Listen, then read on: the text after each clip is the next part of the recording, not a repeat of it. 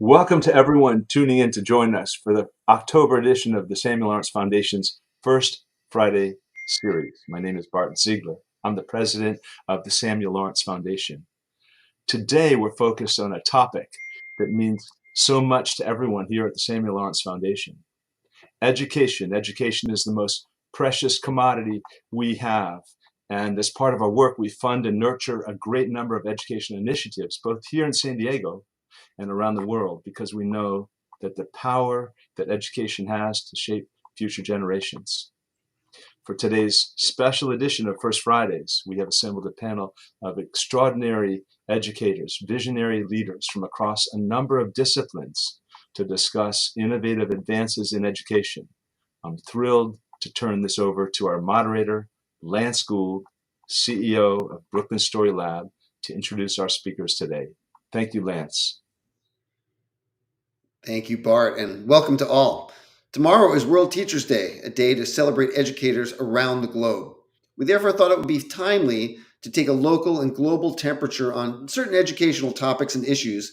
And so today we've invited some truly innovative leaders in the education space who will help articulate how certain approaches can be beneficial for students and what we all can learn in the process. So joining us today as panelists, we have Dr. Jelani Nelson, Chair of the Computer Science Division, Department of Electrical Engineering and Computer Science at the University of California, Berkeley. We have Mohammed Rezwan, Executive Director of the Shidulai Swanavar Sangstha, aka the Floating Schools of Bangladesh. We have Dr. Jeff Duncan Andrade, Chair of Latinx Studies and Faculty in Race and Resistance Studies, San Francisco State University. And we have Paige Morency, Director of Outreach and Communications, Basic Education Coalition. Thank you all for joining us. For our first round of discussions, we'll speak with our panelists about their specific work, and then in a second round of questions, we'll get their broader perspectives on questions about education. So first, we'll turn to Jelani. All of our guests today are accomplished educators. Jelani, among many other achievements, you are a recipient of the Presidential Early Career Award for Scientists and Engineers, which is the highest honor bestowed by the U.S. government on outstanding scientists and engineers in the early stages of their independent research careers. In addition to teaching at Berkeley, you also founded a nonprofit called Addis Coder, Inc., a free summer program in Ethiopia's capital, Addis Ababa, to introduce high schoolers to programming and algorithms. You also have a similar program in Jamaica, Jam Coders. Please tell us more about your work at Berkeley and this program that you launched in Ethiopia and Jamaica. Yeah, sure. So at Berkeley, I started this chair role just this past summer in July, the service role to the department. But before I started the role, I did actively teach. Now I don't teach due to the new administrative duties, but typically I teach undergraduate and graduate algorithms courses. And my own research focus is on theoretical computer science, specifically algorithms, especially algorithms that use very little memory. So, one very simple problem I can tell you about that I've worked on is counting. So literally, what preschoolers do: 1, 2, 3, 4, just counting numbers. So the idea is, let's say that people, you're maintaining a counter that starts as 0, and someone says increment the counter, increment it again and again and again. So you're counting up, and then at some point they ask you, now what's the value of the counter? So, and you want to do this with very little memory. If the counter gets to be big, let's say k digits, you would naturally use k units of memory. You would remember k digits of memory to remember the current counter value. But the question we looked at was, can you do better? And people had looked at that back even in the 70s, but we gave kind of the final answer. We showed that it was known that you could basically count up to k digit numbers using only log k units of memory. But we studied it a little finer detail and tried to understand the dependence on the approximation error. So you don't get the precise counter value, but just an approximation of the counter value. And it's also a randomized algorithm that has a chance of giving an incorrect answer. So we also try to understand the dependence in the memory on this failure probability of the algorithm. So as of now, a couple of years ago, humanity now knows how to count. So that's a little bit about my research. I mean, on the Addis Coder, Jam Coder side, Addis Coder is the first one we started in Ethiopia. That started in 2011.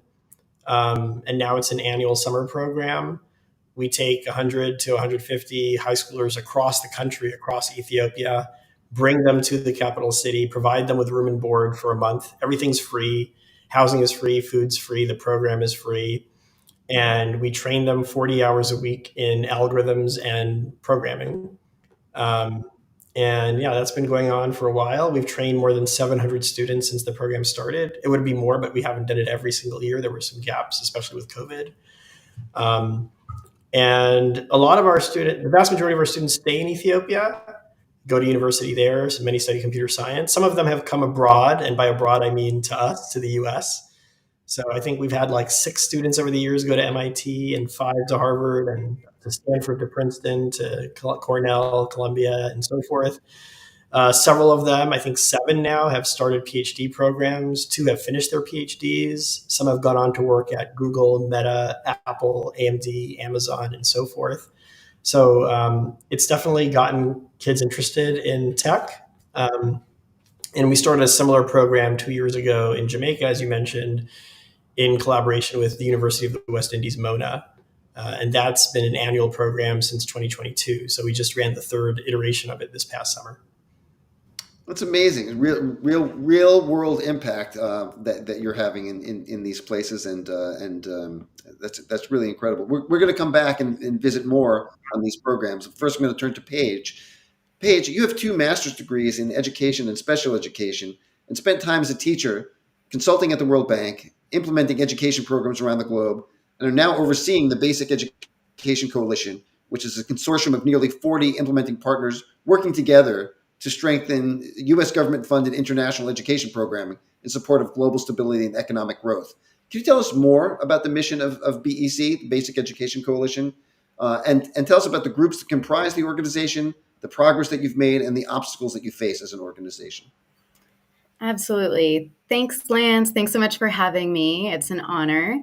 So as you started to mention, our mission at the Basic Education Coalition, or BEC for short, is to promote and expand equitable access to quality basic education so that all children and youth learn and thrive. We leverage collective technical expertise of our membership and combine advocacy efforts to raise a unified voice to ensure U.S. policymakers support and strengthen basic education for low and middle income countries. As for our membership, you can dig into each of our 38 members on our website, basiced.org, under Who We Are. We have a wide range of members, from small to large and everything in between, who implement primarily U.S.-funded education programs, at least as part of their portfolio. And some of those organizations, just for the audience to know, include Save the Children and the International Rescue Committee, some really big organizations. Yes, great point, Lance. We've got small, really technically focused partners like Inclusive Development Partners, for instance, and then really big ones like Chemonics International, FHI 360, both of whom I used to work for implementing projects. So kind of the big names and the small names and everything in between. So they all have a vested interest and shared interest in advocating to Congress for sustained or increased funding for the International Basic Education Account. And they also, of course, bring deep knowledge from implementing these programs that help us to connect advocacy and policy with evidence-based practices. And that's how you really do high-quality advocacy. And that's how we've had success protecting the Basic Education Account. And that's also how we've experienced a lot of progress and success in our relationship with USAID.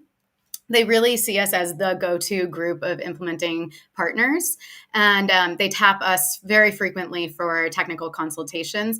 And this is really mutually beneficial because it ground truths USAID policies and guidance with real on-the-ground experience. And then our members are better able to implement under guidance that is more applicable and doable.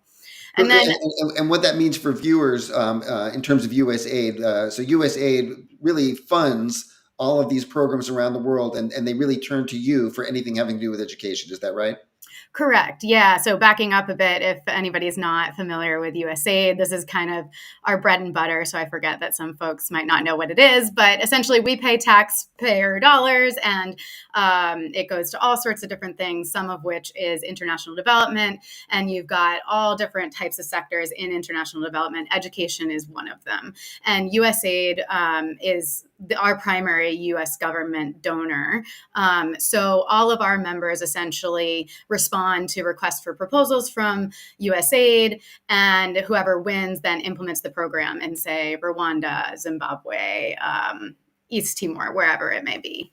And so a big part of what we do also is knowledge exchange. And it's a really interesting thing that we're able to do, because actually all of our members are technically competitors, but we bring them together in a cooperative fashion, which is kind of a miracle that we're able to do that for the greater good of the mission of getting more children to learn around the world. And so we bring folks together, some of the most brilliant technical minds together to discuss localization and decolonizing aid, which is super important, especially nowadays. It's always been important, but it's getting a lot more focus lately, which I'll get to later. Gender and social inclusion, early childhood education, education technology, monitoring, evaluation, research, and learning, which is my background as well, and is, of course, really important to ensuring that these programs are achieving the impact and that it's a good use of taxpayer dollars. The obstacles are many. In a very divided Congress, it makes even the most straightforward legislation difficult to move. So, for example, the READ Act reauthorization, we've been working for years to get this passed, and it's a straight reauthorization of the original READ Act. And, a pretty benign bill. Everybody seems to agree that this is important, that we should continue this work. And yet here we are just trying to move it forward in Congress. Anything and everything has been difficult to move lately. So it's really important to our community, the READ Act, because it provides a certain level of protection to the important work that we're doing, helping children to access quality education around the world. And it also signals to policymakers, donors, and the like that the U.S. government continues to value and invest in international education and sees itself as a leader in this space. So I'm going to stop you there, Paige, because we're going to come back to you for more. But I want to get to you to Jeff and Reswam, who have some very interesting things to share as well. And just each person who's a guest today is just as all four of you are just so impressive. Jeff, you've been a classroom teacher and school leader in East Oakland for more than 25 years, and your methodologies have been widely studied and acclaimed for producing uncommon levels of social and academic success for students. You're also invited to the White House on National Teacher Appreciation Day by President Obama, and have been ranked as one of the nation's most influential scholars by Edweek's Public Influence Rankings multiple times. Please tell us about your educational philosophy. What makes it different and what makes it so effective?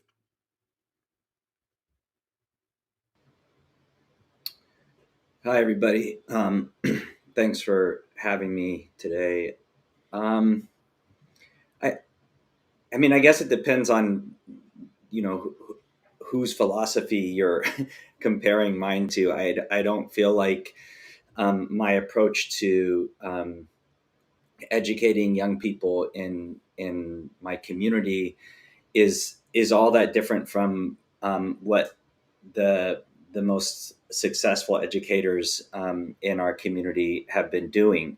I think a lot of times when people find an educator, particularly in a community like East Oakland, that has a lot of success, there's a lot of myth making that goes on around it, as if we have some kind of like magic pixie dust that we just blow on children and then they suddenly are incredibly engaged learners. I think what works in my classroom is what works in all successful classrooms, which is that I really care about the children in my community. I care about what's happening in their lives. I care about what's happening with their families. And in our culture, education is a sacred act. And I think our country, particularly in the teaching of poor and working class children and children of color, treats it much more like an institutional relationship. And I think that is, it gets in the way of real connection to the material, real connection to learning. And so it becomes about kind of a mechanistic relationship to learning, right? You learn the mechanics of how to read and write and do mathematics and science, but you never actually become a writer, or you never actually become a scientist, or you never actually become a mathematician, or you never actually become a coder, right? You can just go through the motions, but it's not deeply connected to your essence. And I think that kind of education is particularly disorienting and disconnecting for kids that are already feeling disconnected from power, from access, right, from justice, and so school just sort of becomes like a social mirror for them, right? And we see this, right? There's countless studies that show this, and many of the people on this call are attempting to disrupt that reality, that the young people in our communities that get the least tend to also get the least in schools, and the young people in our communities that get the most, they tend to get the most from schools. And that's not what we need from a public education system, right? A public education system should be disrupting persistent and consistent inequities and inequalities, but instead it's reproducing them. So I think I don't start philosophically from a framework that schools are failing, and then move in there to try and fix them. I actually, which I think happens a lot, right? What I think I've learned over the years, both as a student but also as an educator and a researcher, is that schools are actually doing a lot of the times what they're actually designed to do. And so that means they're not broken, right? They're executing on their design. So we don't need to fix schools. We need to rethink schools. We need to investigate what as a nation do we actually believe is the purpose of a public education system in a pluralistic multiracial democracy. And so my approach to education has been a deeply held ancestral belief that the purpose of education, the sole purpose of education, is to make young people more well, and to give them a lot more capacity and power to make choices in their lives that are aligned with their sacredness and their sacred purpose on the planet. But in order to do that, I can't start by telling them what they need to learn. I need to start with a level of curiosity about what's going on in your life, right? What really intrigues you? And then I can build a curriculum around that. And I can hit all the state and national standards. They're not particularly difficult, right? But when we start with power telling communities what it is they need to learn, there's an immediate and historical wedge that's reinforced. But when we start with curiosity about who are you, right? And who are your ancestors, and who do you come from, and what do you value, and who is your family, and who is your community, and all of those things are beautiful, and they have tremendous power and value here in this space. The relationship is completely reoriented, and that's really what it is that I do, and the programs that we've developed in our community do, that create the so-called outlier success for young people in the communities where we serve. Well, thank you for that, and it certainly sounds like that you're hitting all the right notes, and that you're achieving the success that doesn't always come, no matter what communities you're in. So thank you for that. I definitely want to revisit a political element of this in terms of the Department of Education coming up very shortly. But first, let me just turn to Rezwan. Rezwan, you are an architect by training. And for 22 years, you have been overseeing Shitolai Swannavar Sangstha, which is the it's more commonly known as the floating schools of Bangladesh. You run 26 floating schools on the rivers of Bangladesh. Bangladesh is a low-lying country that is prone to severe flooding, a problem that has been exacerbated even more by climate change. The solar-powered boat schools that are part of your initiative pick up the children where they live so they can go to school even if the roads are underwater, which in Bangladesh they too often are. And every village with one of these 26 boat schools also has a young women's rights association that fights for girls' rights and campaigns against child marriage. Please tell us how you came up with the idea for these floating schools and how this might be scaled across other jurisdictions. Thank you very much for giving me the opportunity to talk to you and the people globally about the floating schools. Um, I was born and grown up in one of the riverside community, and I saw the flooding, how life becomes difficult when the monsoon season comes. Bangladesh is a low-lying delta, so when the monsoon season starts, which start at the end of June and continues until October, we get a lot of rainfall and at the same time a lot of water from upstreams melting glaciers of Himalayas. And our rivers, it doesn't have that much capacity to hold all this water, so it overflows. So when as I was a child, I saw many of my friends, relatives, they couldn't go to school because all the ways to school gets got flooded. We had a transport boat, our family, that ensured my travel to the school, but the others could not go to school. Since then, I thought that I should do something for the children in our community. I studied architecture, but having a floating community was the biggest challenge at the time. And I got the inspiration from the floating gardens, floating market, vegetable market in the southern Bangladesh. It has been there for more than 400 years, the traditional floating garden.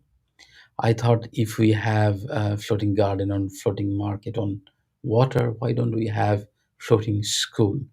That was how actually the idea of floating school came. And in our part of the world, people are more resilient because every year we got floods and cyclones. People rebuild everything from the scratch. So they know how to fight back. So I thought that if I connect these people with resources and new knowledge, then they could do wonderful things. So this is how everything started back in 2002. The first shooting school was introduced at the time. Later on, we introduced libraries, training center, health clinics, even floating farming. So all on water. We I designed different types of boats, integrated renewable energy with the project. So it's a kind of project that use the traditional knowledge of boat building, and also it use local materials, local labor, and in that way the project has been sustained over all these years.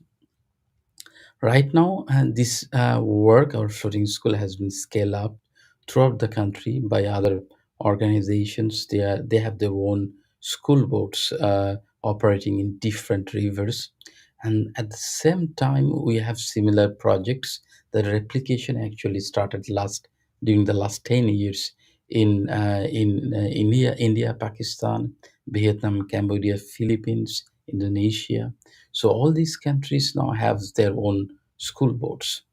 And this project has strong focus not only addressing the flooding, but at the same time the increased impact of climate change as we are having that kind of waterlogged or flooding situation not only in Bangladesh but in other settings across the world. So it has that the scope possibly to scale up in all these settings. It's amazing that that this was inspired by a 400-year-old tradition of floating gardens, that it's scaled so much already to all these other countries in Asia and Southeast Asia. And as you mentioned, with climate change looming, the negative impacts of climate change looming so ominously right now, this is something that we're probably going to need more of, not just in Bangladesh, but all over the world. Here in the U.S., we just had we're still reeling from the impacts of Hurricane Helene, which has really destroyed so much of North Carolina. And looking at floating schools and just the ingenuity of it is so impressive. Thank you, Reswan. I'm going to come back to you in a second. But for this next round of questions, thank you all for sharing more about your individual work. For this next round of questions, I'm going to be asking all of you for your thoughts on some contemporary issues in the education space. So let's start with Paige. The 40-ish constituent organizations of the Basic Education Coalition are mostly U.S. based, but much of the work that BEC does is international. What have you learned from that national global juxtaposition, Paige? And what can Americans learn from other countries, from Finland to South Korea to elsewhere, that are doing things differently and often better than we are when it comes to education? Yeah, this is a really important question. And first of all, let me just say how impressed I am with my fellow panelists. It's a really inspiring group today. So I hope to say something somewhat inspiring as well. So it's really front and center, just this question in our sector right now. USAID has made a really substantial push to focus on localization in recent years. Under previous administrations, this went by the name of the Journey to Self-Reliance, among other names over the past decades. So it's not really a new concept of having international development programs be more locally led, but it is one that's being addressed in more earnest ways in recent years, including goals of the percentage of USAID funding that goes directly to local actors, for instance. And that increases accountability for making sure that this power shift becomes a reality.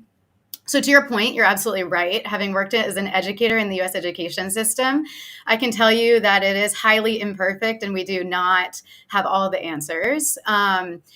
There's so much to learn from other education systems around the world. And that's the whole concept of our coalition's technical working groups. We exchange evidence-based practices to learn from one another and also bring in experts from around the world as well.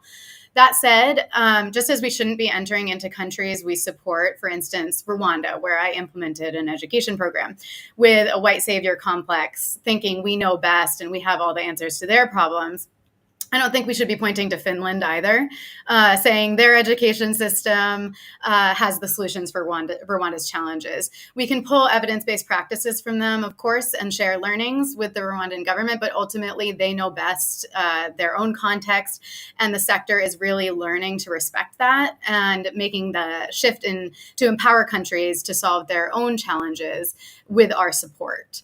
And please, just for clarification, when I referred to Finland and South Korea, I meant like what could we, the U.S., learn from those countries because they're generally acknowledged to be so much more advanced than we are. Not for Rwanda, but for us.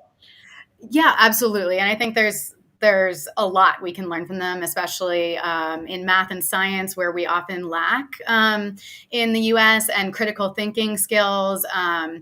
So to your point, the Basic Education Coalition is primarily comprised of US-based organizations, but we've had some Brits join us lately, and they've offered a really interesting perspective, and we're definitely open to having more local organizations join us. But since we're advocating to the US government, it's oftentimes a bit self-selecting. US-based organizations are generally able to get the most out of their memberships, partaking in things like direct advocacy on the Hill with the coalition, for instance. But we're also in the midst of strategic planning right now for the next 5 years, and this is a really major question for us. So stay tuned on that front. All right, and Jelani, I want to ask you the same question. What do you notice about in your work in Ethiopia and Jamaica about educational philosophy and values that we could utilize here? Okay, two things. One, I'll say about Jamaica, and I'll just say something I've observed, and I don't have a good answer for why I'm observing it. I would say computer science in the US, you see a lot of gender disparities, more boys going into it, more boys interested in it in high school, and more young men majoring in computer science at the university level. We see the exact opposite in Jamaica. So we have an open application. Anyone can apply to, any high schooler can apply to Jam Coders. Consistently over the last 3 iterations of the program, we have about 60% of the applicants are girls. And they're very strong, and about 60% of the kids who end up, matriculating into the program are girls. So I'd love to know what Jamaica is doing to get more girls into computer science. We're not seeing Fascinating. it in the US, but that's one thing I've observed. One thing else, I have a few things to say about Ethiopia. We partner there with the government. So the Ethiopian Ministry of Education, Addis Ababa University, which itself has many campuses. We work most closely with the Addis Ababa Institute of Technology, which is their engineering campus. Everyone really, let me put it this way, like if I were to run a program like this here in the US, or even when I run it in Jamaica, a lot of things cost money. It's provide room and board. The housing costs money, right? We have to pay for the dormitories for the students. In Ethiopia, the government looks at us like Addis Coder Inc. is doing the government a favor. They say, Jelani, you guys are coming and you're helping us accomplish our mission. Like, we view it as the government's job to provide education. They give us the dorms for free. Everything's free, basically. They give us the dorms for free. They give us the classrooms and the computer lab access for free. We pay the costs that are real, like we feed the students, we pay for the catering, we pay for the transportation for the teaching assistants and for the lecturers, as well as for the students to bring them to the capital. So those costs we pay, but in terms of access to like physical space and so forth, like things, sunk costs that are owned by the government, they just give it to us freely. So I don't know what the lesson is there. I mean, I just find it very nice that the government invests their resources into things like this without expecting revenue generation. Okay, so that's one. Another thing I'll say is just generally the population is very pro-education. I think that's true in Jamaica as well. I know more of the Ethiopia context because I've worked there longer, but I get the sense in the U.S. that there's a sense that all our education problems can be solved with money. I hear big numbers of amounts, money invested in various education initiatives and so forth. Ethiopia is not a rich country, and on top of that, I see people who don't come from wealthy backgrounds do quite well in the education system. So, like anecdotes, for example, one of our students in Addis Coder was the second ranked student in the national university entrance exam. So, like many countries, not the U.S. but many other countries, to get into university, there's a national exam, and based on how you do, that decides what major you can major in and what university you can go to. So, a few years ago, 2 of the top 3 students in the national exam were kids who had done Addis Coder the prior year. And both of them were from low-income families, relatively small towns, public schools, which, somehow it didn't fit the image you usually hear about in the US, where the people who get the educational advantage are the rich people who can afford tutors and so forth. Somehow in Ethiopia, what I've seen is even people from low-income families, like the family is very pro-education and really pushes their kids, like regardless of even families where, I mean, we've had kids in Addis Coder where neither parent ever did first grade. Like I remember there's a kid who comes to my mind right now. Both parents were cattle herders. The kid started first grade when he was 13 years old, so he was an older student. And I guess somehow it doesn't fit the kinds of narratives I hear a lot in the U.S. Such interesting data points about how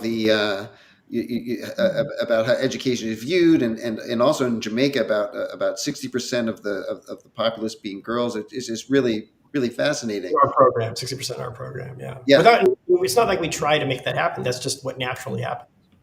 Rezwan, I'm not sure how much you follow American educational practices, but if you do, let us know what you think works and doesn't work in such models. And if you don't, tell us how other countries could benefit from Bangladeshi principles and approaches. I don't have that much idea about the US education system. And in our country, we're trying to reform our education system. But I can tell you what the education should be. The purpose of education should be not help people to create money or make money. It should be make a person a better person with human qualities. If the education can, nowadays we have education that helps the students to find the right job. But if the education helps the student to become a better person, if he can or she can understand the difference between right and wrong, and the quality of selflessness, helping others. So if we can have that kind of education system, and if children or the young people get that kind of human quality from the education system, then we'll have a better place for everyone, a sustainable society for present and future. Thank you, Rizwan. That's such an important perspective for us to remember here. That often gets so overlooked in American society. Jeff, this is something I alluded to earlier about getting into talking about the Department of Education. Education in this country is under attack in many circles, with some even calling for the elimination of the Department of Education. Share with us your thoughts, Jeff, about these developments and what kind of impact they are having on communities of color. Well, I think one thing that is not commonly known in this country is that public education is not a constitutional right.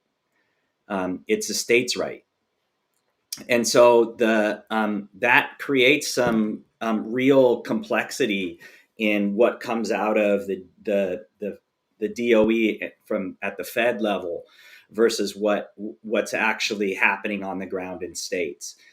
And I think that complexity hasn't been attended to effectively.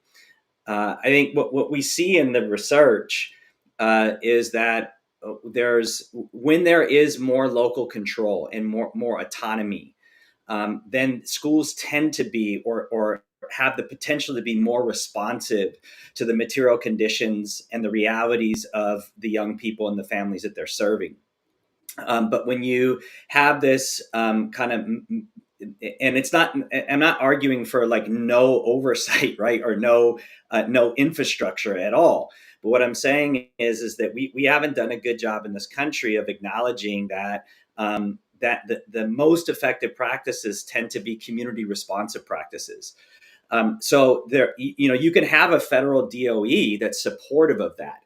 You can have a federal DOE that establishes some expectations and guidelines for all the nation's public school systems. But then I think what we know works best once you have that is that on the ground, people have to ground truth that for the particular needs of their community and their students.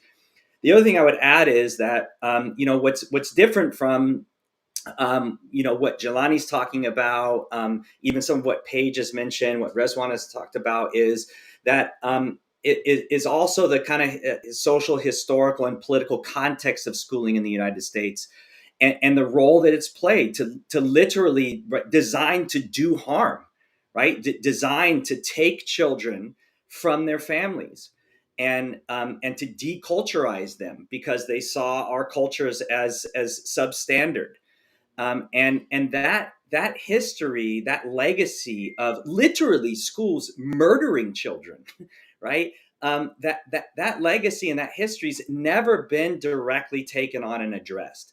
And so the legacy of that harm and the lack of trust that's really well founded in many communities of color, that in order for us to really begin to create a community responsive public education system that does the things that we're talking about here, first there has to be some truth telling, right? There has to be a sort of truth and reconciliation conversation for the nation writ large, right? To acknowledge that we're the only industrialized country in the world to have committed 2 genocides.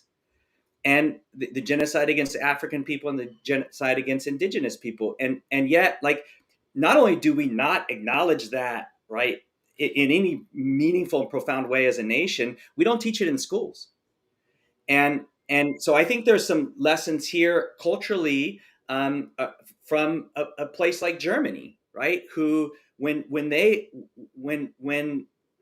post sort of Nazi regime, one of the things that Germany committed to doing was putting up public acknowledgments all over the country, saying, like, very explicitly, like, on this place, at this place, on this day, at this time, the German government murdered, right, 700, right, Jewish citizens.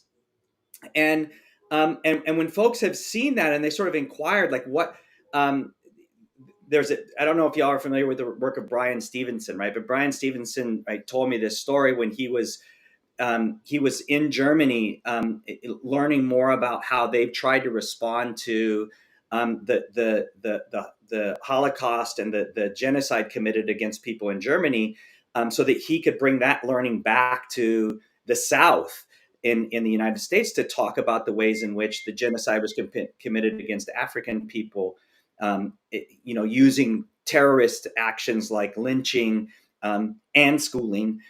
And what the public officials that were touring around Germany said to him was, they said that the reason that, well, first he said, who pays for that? Who pays for that placard, right?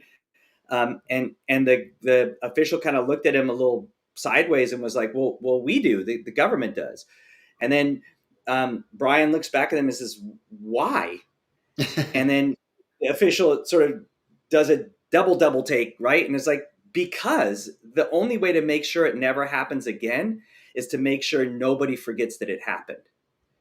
That's And so for powerful. me, That's so powerful, there's a Jeff. lesson there, right? There's a lesson there for us as educators, that if we really want to create the pluralistic, multiracial democracy that we say we want, we've got to create a schooling system that is invested and committed to truth telling to our young people. That's such an important point, and that's precisely what is not happening right now in Florida, where there's so much government attempt to deny a lot of historical recordings of what happened to African American people. The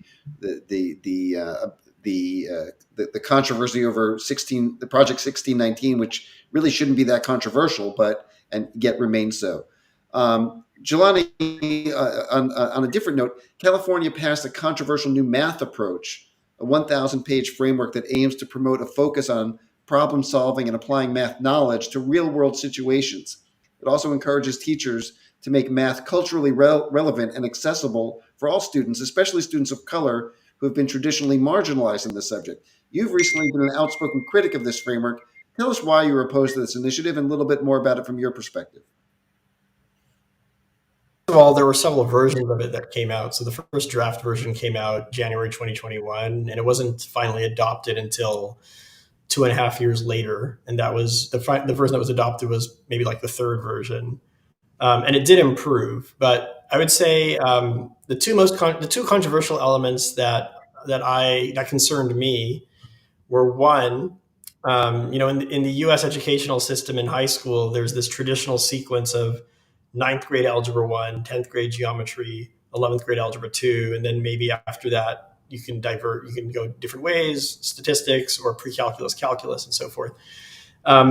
So one of the controversial topics was about acceleration. So I, for example, took algebra 1 not in 9th grade, but in 8th grade. And some people take it even earlier, 7th grade, 6th grade. Depends on your school district and what they allow.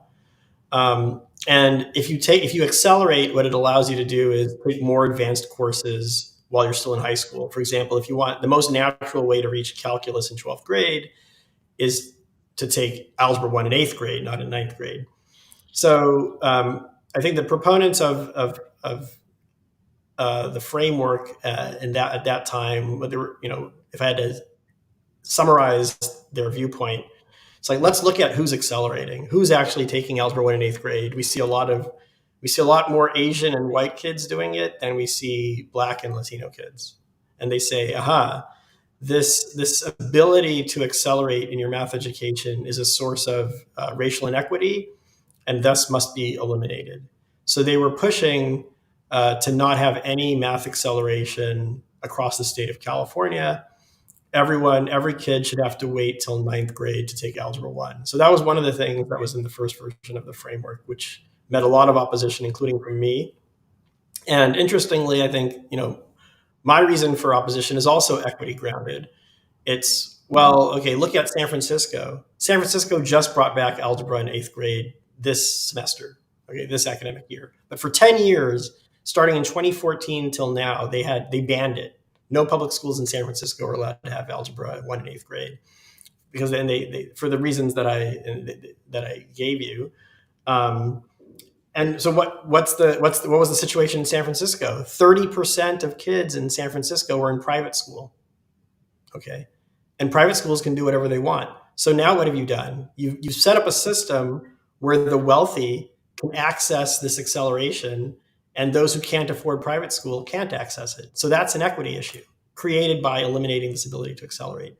And just to drive the point home even further, one of the main authors of the framework put her two kids, she had two daughters, put them in a fancy private school in the South Bay, almost $50,000 per year tuition. You go to that private school's website, and what do they say? We teach all our kids algebra 1 in 8th grade. Right? So it's like, even the people who were pushing this framework were proving our point that, there's an equity issue here to banning the acceleration. So now what's happening in other states, there are several other states now that are doing they were trying to do acceleration in a more fair way, where it's like opt out. So if a kid does well enough early on, they got automatically placed in algebra 1 in 8th grade. It's not up to pushy parents or parents who are in the know who are making sure that their kids do it. It's the state is making sure that the kids have that access, and they're in it unless someone actively, like the parents actively try to pull them out. So I think that's gaining more traction. So that's one. That's only one. The second point of controversy was related to this traditional pathway I told you, algebra 1, geometry, algebra 2. And there are some who are saying algebra 2 is an outdated course. It's a relic from the Sputnik era. We've been teaching it since the 19th century. Why don't we teach the modern math that kids need to succeed in today's world? Okay. And they said, instead of algebra 2, let's, for example, teach kids data science. Okay. And there's nothing in principle wrong with a high school data science course, but the problem is that the two most popular courses called high school data science that exist, first of all, one of them was created by that same author of the California Math Framework who put her kids in a private school that teaches algebra 1 in 8th grade. Turns out she also made a high school data science class. Okay. She has no data science qualifications, no data science background. She has no business making such a curriculum. And in the initial draft of the framework, she even was advertising that curriculum in the framework itself. And guess what? Her organization was charging school districts money to train their teachers to teach that, how to teach that curriculum. So there was a huge conflict of interest there. And when people who actually know data science looked at the curriculum, there was massive pushback. So, for example, 235 professors across the UC system signed an open letter saying this should not happen. These courses, like that particular course, for example, should not be a substitute for algebra 2, signed by deans of data science. Okay, the head of data science at my own university, Berkeley, the head of data science at Stanford, at UC San Diego, various data science faculty, math and computer science faculty. The people who actually know the subject matter said, no, this is an inappropriate substitution.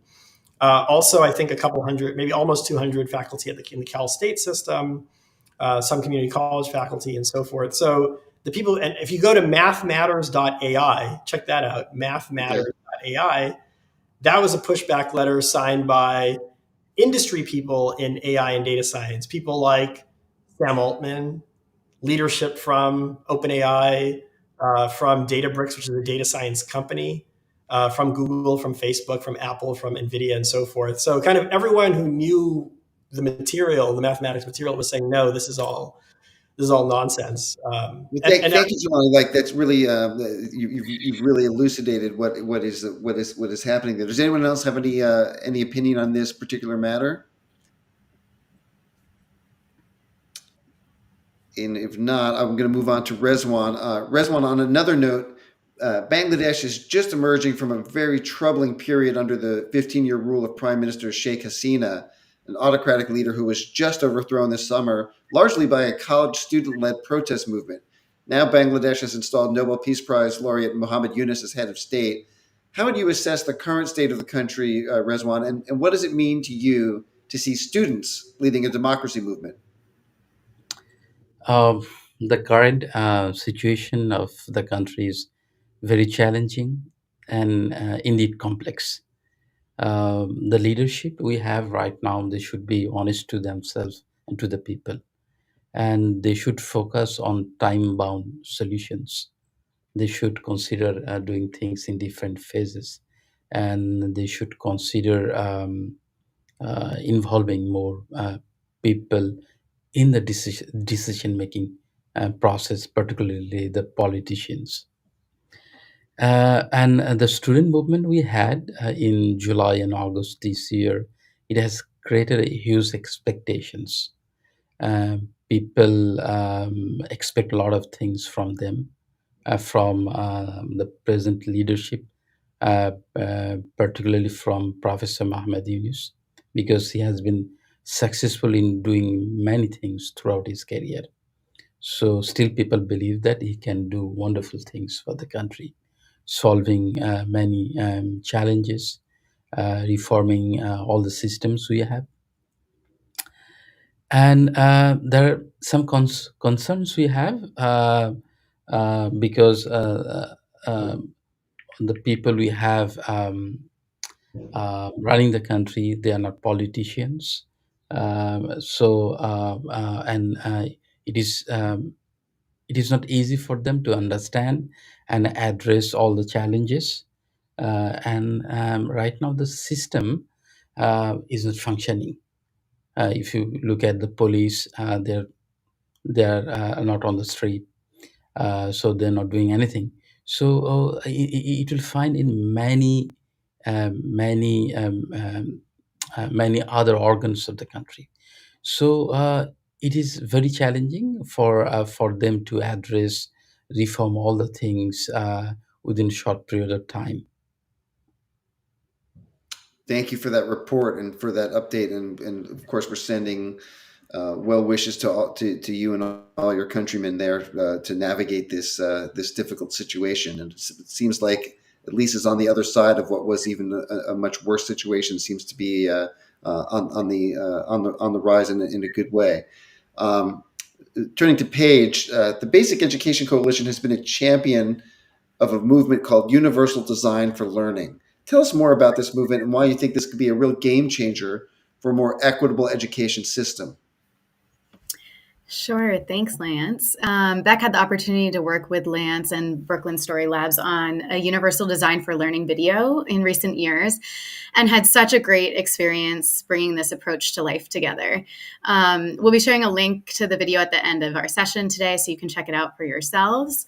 But UDL, Universal Design for Learning, is basically like a buffet for learners. Not only does a buffet offer a variety of options for diners who want to sample numerous dishes, but it also caters to diners with allergies, intolerances, or diets without negatively impacting others. At a buffet, diners choose what's best for them, and arguably buffets offer a fuller dining experience for all without diminishing the overall experience for the majority. So UDL brings the buffet experience to the classroom, giving every student agency through choice to create the learning experience that best suits them. The idea for UDL came originally from the Universal Design, which is a civic design approach that aims to make buildings, products, and environments more accessible. So if you think of a ramp, for instance, on the one hand, that simple improvement makes the building accessible for those who can't climb stairs. At the same time, the ramp does not reduce accessibility for others, and everyone has options to get into the building as they like. So it's good for everyone. Similarly, closed captions can make a film more accessible for those with hearing impairments, but the captions can also improve comprehension and the viewing experience for all. I don't know about you, but I always have closed captions on.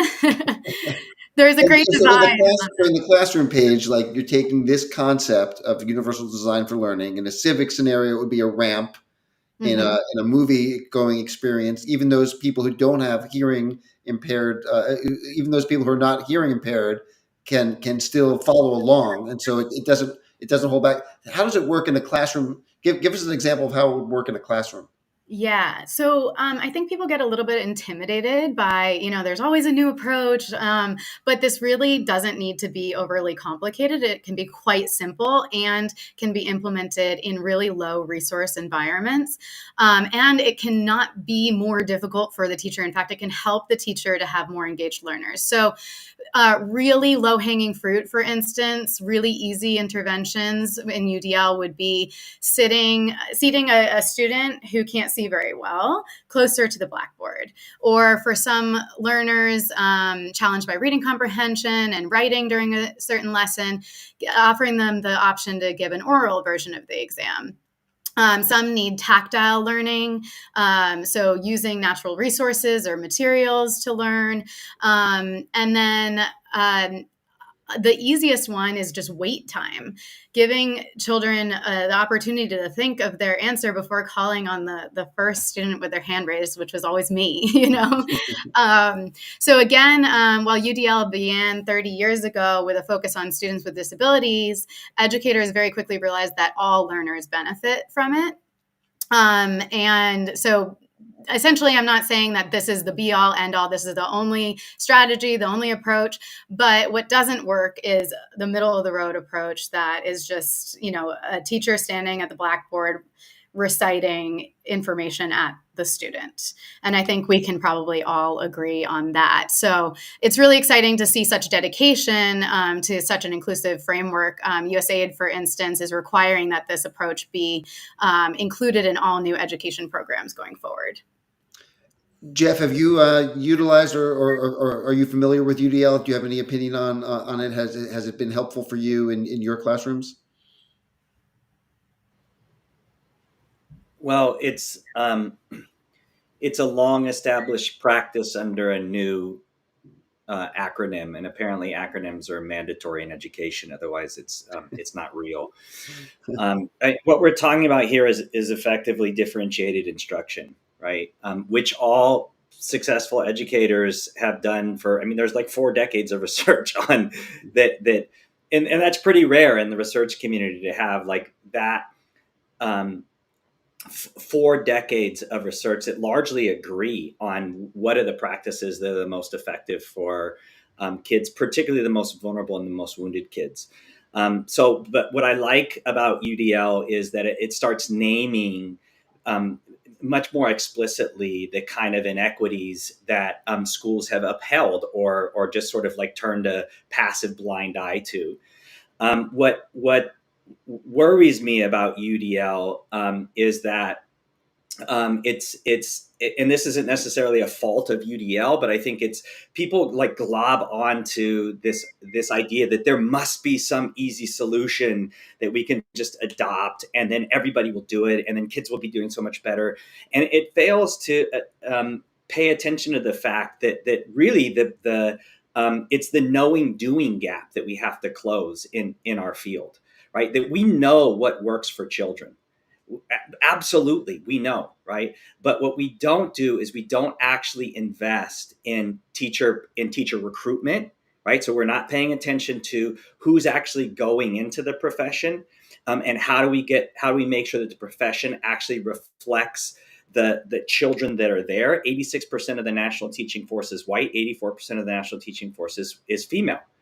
Right. And so, and I'm not saying that white women can't be effective teachers of anybody, but I'm saying that is so wildly skewed versus who the children, the families that are actually have butts and seats and are being served. Right. That has to be addressed. We don't train teachers well pre-service. Like our model is archaic, and it does. Teachers say this all the time. Like the stuff that I learned in my teacher ed program, I can't even use it in the school, right? So basically all I did was just pay to get this certificate that would then allow me to be retrained by the school or the district that hires me. And then thirdly, the other kind of strand of this web is that we don't train and support teachers well once they're in practice. And so we're hemorrhaging teachers. Teachers are leaving the career early. They're leaving it often because they're like, I'm not even getting the support I need to be successful here. So for me, okay, cool. We have another framework. maybe that's, but is that really what we're saying we need? I think we have a national crisis around how we actually train, support, and recruit and develop the people that have to then implement the new framework. So I'm not against a new framework, but I'd like to see us as a nation have much more honest conversations about why our public school system, year over year, decade over decade, continues to fail the exact same group of children and families. Thank you for that viewpoint. It's really important to have that discussion. I think we were going to take some questions from the audience, but I think we're running a little over time. So I'm going to just skip to this last part of the program here. As we come to the close of our program, I want to give each guest an opportunity to give a closing thought. So please share with us one thing that in this very contentious time gives you hope for the future vis-a-vis education. So let me start with Rezwan. Just on my screen, he's top first there. Thank you. I think we should consider work with each other, people, government, educators, entrepreneurs. So we need to share our ideas, develop on solutions so that we can ensure quality education for everyone in every situation. And it would be wonderful if we work all together throughout the world, and then we will be able to solve many of our challenges. Thank you. Thank you so much, Rezwan. And I'm going to go next to see. I think that would be Jeff, going clockwise.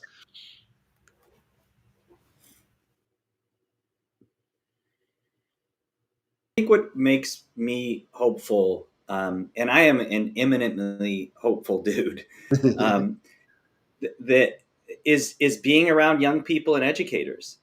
There's a vibrancy in when you walk into a classroom that is truly responsive. It's magical. It's magical to watch when young people are exposed to really committed, caring teaching. And I am very intentional about getting time in those spaces and being a participant in those kinds of spaces, because if seeing is believing, right? Like if we've seen it, if we've experienced it, we know it's possible in more and more places, and that makes me hopeful. Thank you so much, Jeff. And Paige, let's go to you. Sure.